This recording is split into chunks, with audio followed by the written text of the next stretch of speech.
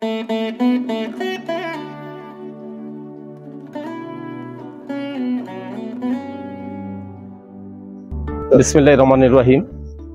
আমি মোহাম্মদ নুরুল ইসলাম, ৪ নং মহাজনপুর ইউনিয়ন পরিষদের দুইবারের নির্বাচিত সাবেক ইপি সদস্য এবং প্যানেল চেয়ারম্যান।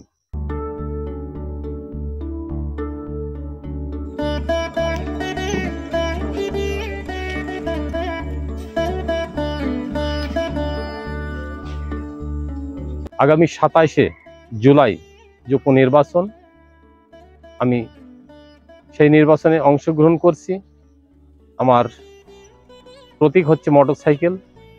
আপনারা ২৭শে জুলাই সারাদিন যে নির্বাচন, সেই নির্বাচনে আমার মোটরসাইকেল প্রতীকে ভোট দিয়ে জয়যুক্ত করবেন।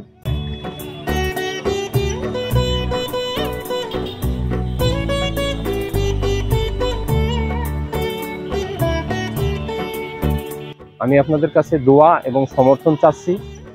আপনারা আমাকে ভোট দিয়ে জয়যুক্ত করবেন, এই আশা এবং প্রত্যাশা রেখে আমি আমার কথা এখানে শেষ করছি। জয় বাংলা, জয় বঙ্গবন্ধু, জয় হোক আপনাদের সকলে।